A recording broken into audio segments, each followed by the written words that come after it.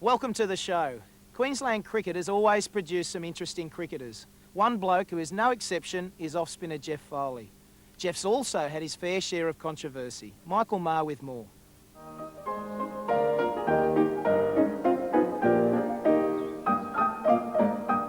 For any cricketer, the lure of a season in some part of England is irresistible.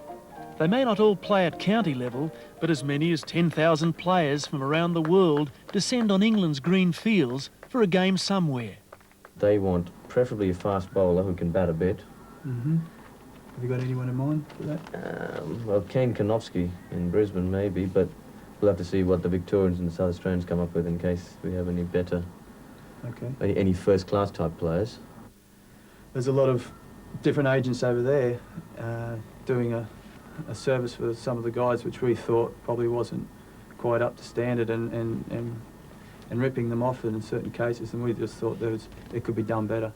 Very hard hitter of the ball. As he's just shown there. A Queensland player for 8 years, Geoff Foley's jetted off for just as many off-seasons in England, in a cricketing odyssey. Now, with business partners, including fellow professional cricketer Michael Jay, Foley's booking cricketers for seasons offshore, as well as arranging sporting tours. So how obscure are some of these places? There's Holland. There's a growing market in Holland. Growing market in Holland.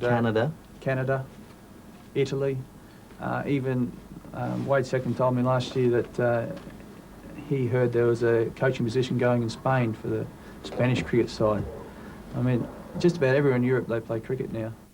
At 30, Halcyon Sports and Leisure is Geoff Foley's insurance for life after the game. It's been a career that's happened in 3 or 4 parts, beginning with 155 runs on debut for Queensland against Pakistan in 1990.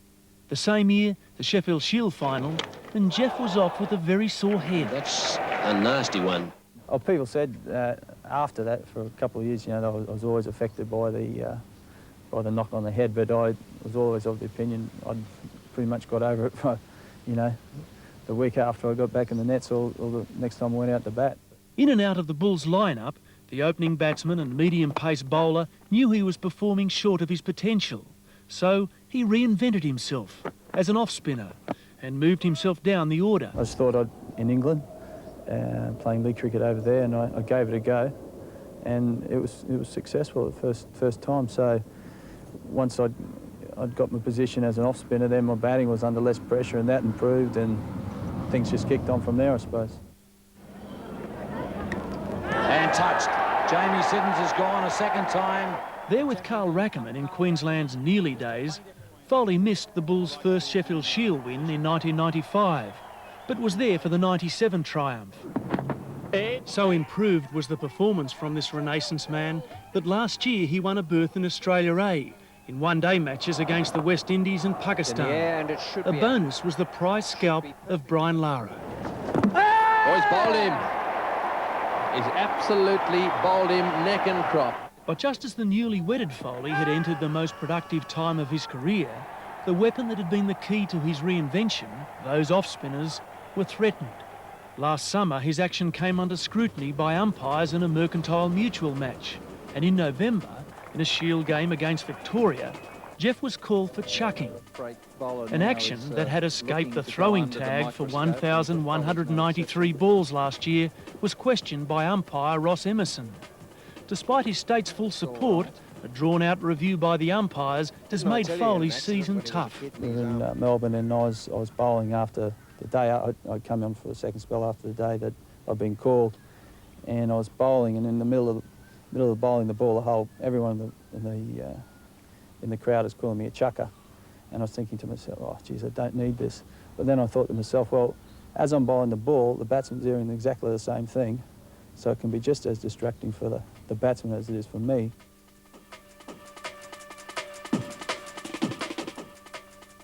As far as I can see, I mean, it's pretty much out of my control. I mean, it's up to the governing body, so to speak, to decide on how that should be handled. But all I can do, I suppose, all I can do is draw from last year's problem was that I thought, I'm of the opinion any publicity is good publicity, and if at the time when that occurs I can be playing well, it can help you rather than make it a negative, try and make it a positive. So you're telling me you did this on purpose? Not quite, no. No, not quite, but... Good trick. Good trick, yeah. Partnership As between long as Foley and umpires Criggy don't at the call end. any of these no balls, the Bulls will be happy. Caught behind. In a Test career spanning 15 years, Ray Lindwall proved himself not only a great fast bowler, but a capable batsman. His most memorable moment came at the MCG in 1947 against England, when a straight drive for 4 off Alec Bedser brought up his first Test 100. It took just 113 minutes.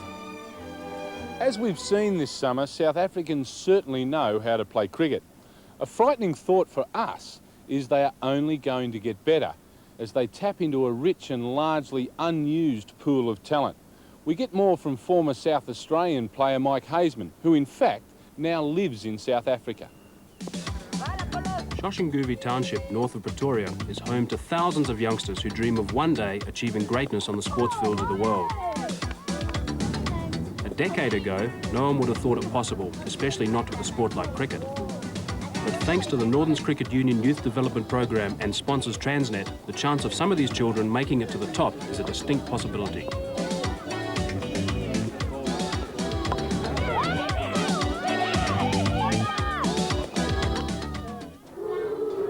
These boys have moved on to the next level of the development process, where they benefit from better equipment and facilities.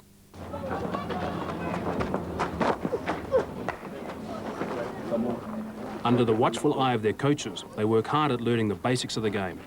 What we do is early on we were at the grassroots program, and now what happens is we get all the talented youngsters, we call it the elite group, that is sponsored by Transnet, and these kids are taken from all different areas of Shoshanguve to the specific point, and then we've got, we call level 2, level 3 coaches here that have come through the program, and these guys specifically work on these youngsters. As you'll see in the background, one of the youngsters batting in the left net there, on my left, Chico Pomelo, he's a youngster, he's only 10 years old, but he's in the under 13 age group, and he made 104 runs this weekend, so he's one of our promising stars, young stars, and what we try and do is push these youngsters so eventually they go from under 10, under 11, right up to under 15 level, and every time they sort of jump one age group.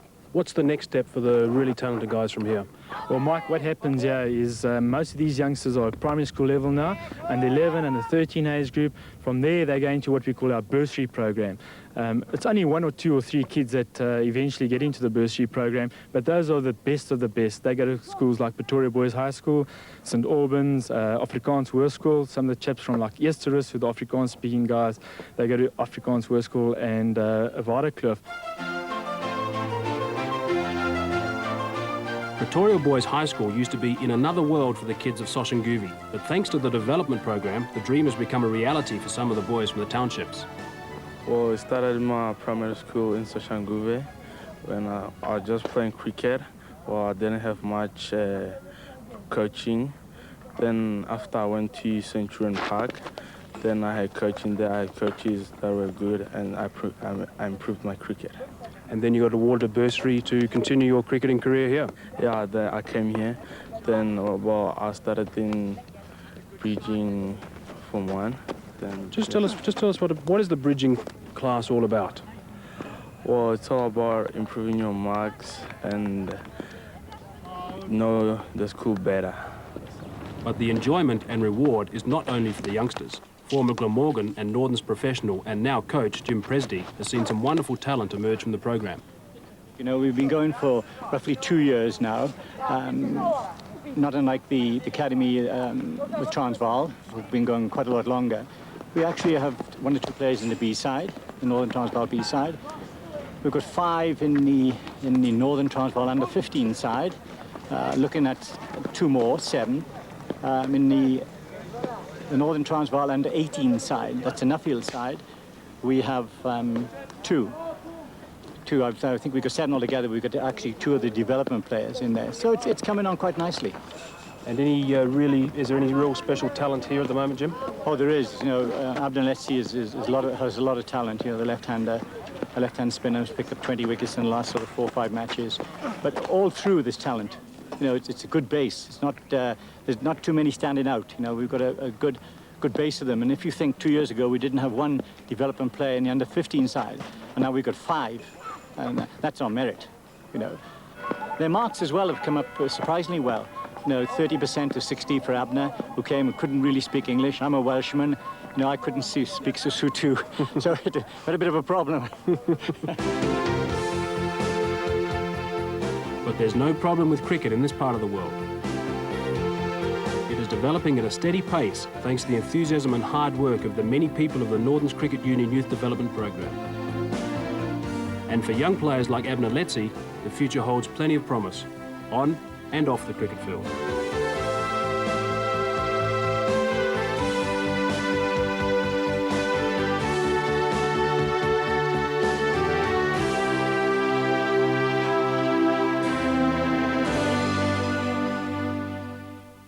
Off-spin bowling relies on patience as much as skill to achieve results.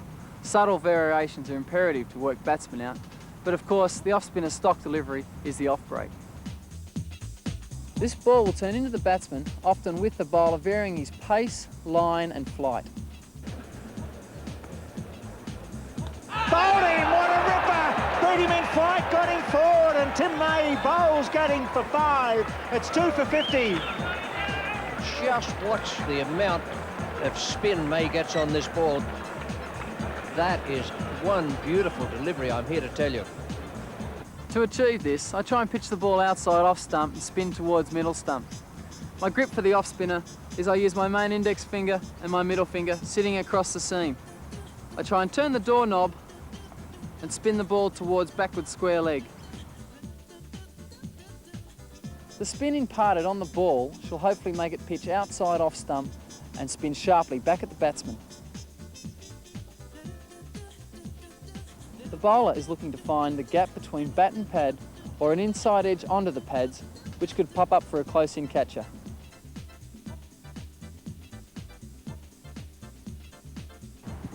So once again, the grip for the off-spinner, using your main index finger and your middle finger, sitting across the seam, turning the doorknob at 45 degrees. The off-spin is your bread and butter ball. It's the one you've got to be consistent with, and it's the one you always rely on.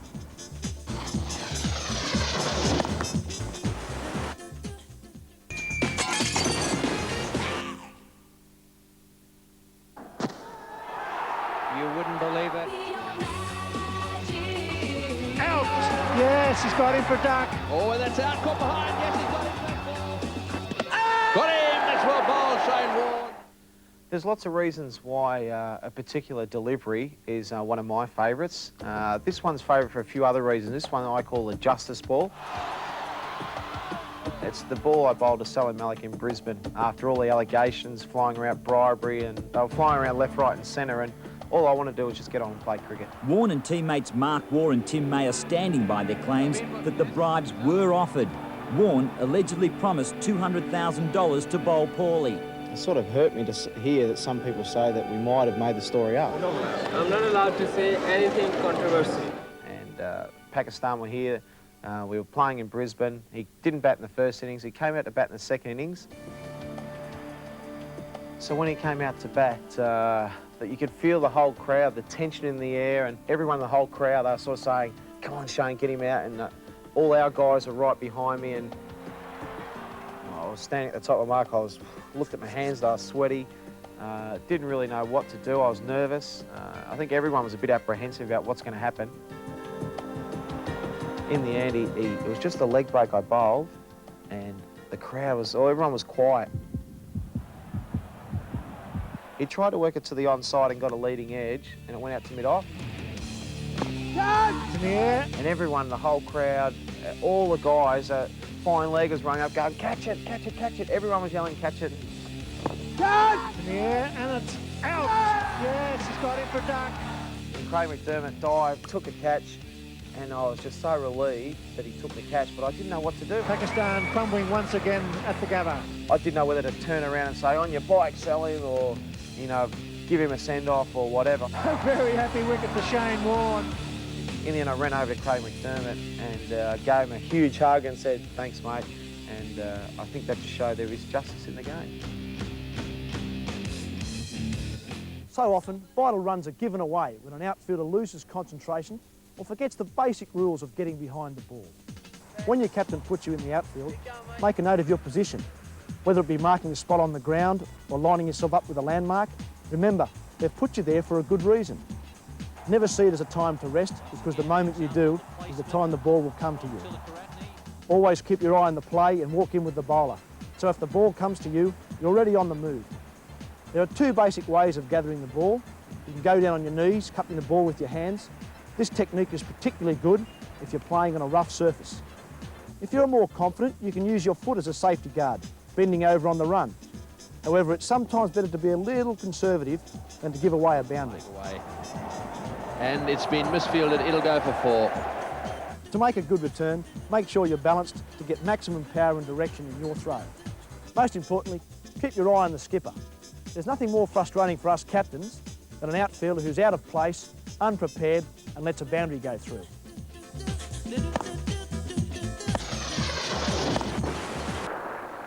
On the Melbourne Cricket Ground, home of Australia's most fervent cricket followers, in one day, more than 90,000 people have packed in to see the last Test match of the 1960-61 series between Australia and the West Indies. Never has a more exciting rubber been played.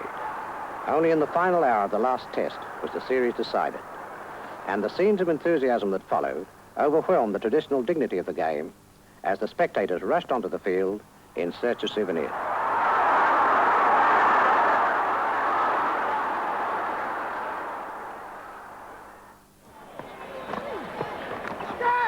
And he's gone, and that's it, and it's been caught by Taylor.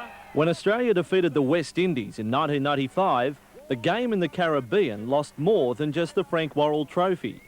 The evidence since suggests the defeat triggered a share market-like crash. God, I can't believe it. He's chipped it straight to mid-wicket. Dissension on and off the field, coupled with below-par performances, make those much-celebrated times that spanned well over a decade as unofficial world champions seem a long time ago. Many of us saw that coming. We saw the time when it was going to lose, and it had to happen. Personally, I'm surprised that it didn't happen a little sooner. But again, whenever it happened, there was going to be this backlash in the West Indies. We had gone through virtually 20 years of not losing a series, virtually not even losing a Test match. And so you had almost 2 generations of West Indians growing up just accepting that every time a West Indies team went on the field, they were going to win. And here was a group of people losing, so they had to be rubbish. So there was really, I mean, every phone into every radio station and whatnot was, you know, hang anybody connected with West Indies cricket that they could find.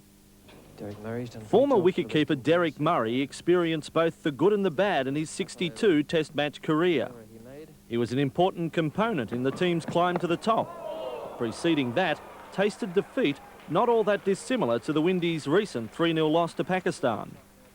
Of course, I remember not so long ago, 1975-76, being part of a team that got thrashed 5-1 by Australia, and that was bad, but 3-0 in Pakistan, each game almost by an innings and finished, you know, 3 days, 4 days, probably, you know, will sort of go down in history as a record. Played on! Many have offered reasons for the West Indies slump. Surely any side that loses players the calibre of Richards, Lloyd, Greenwich, Garner and Holding in a relatively short space would struggle. However, Derek Murray believes a complacent attitude during that successful era was the catalyst for the current problems. Probably going back maybe even 10 years ago, when we were in the middle of a long run of success, instead of taking a look at what was happening to cricket outside, what other people were doing to try and redress the balance and, you know, get up to the standard of the West Indies, and what we could do to keep ourselves on top, I think we just turned a blind eye and virtually thought we won't tamper with anything that's happening until we start losing. The kids should have a little juice. Derek is now involved in coaching at the London Cricket College. The aim? To assist the underprivileged in getting a start in the game. While his efforts here in the long term will hopefully be of benefit to English cricket, his heart is still with those who represent the West Indies. I honestly feel very sorry for the guys who are playing at the moment, because they aren't being given a chance to really develop their own careers. All they're being told is, you know, look how good every other team was for the last 20 years and you are rubbish. And that's not strictly true. But, you know, they just aren't being allowed to develop, to rebuild. Oh, that's terrible. We aren't accepting defeat gracefully. And in fact, it's going from bad to worse. And caught. So Lara, his misery continues. And for those banking on a West Indies revival, Derek Murray's advice, be patient. My heart tells me it's going to be a couple of years. My head tells me it's probably going to be more like 5 or 10. But I'm prepared to wait and hopefully, you know, be able to help if I can. That's all we have time for on the Cricket Show. It's been great having your company, and we look forward to seeing you again soon. Until then, bye for now.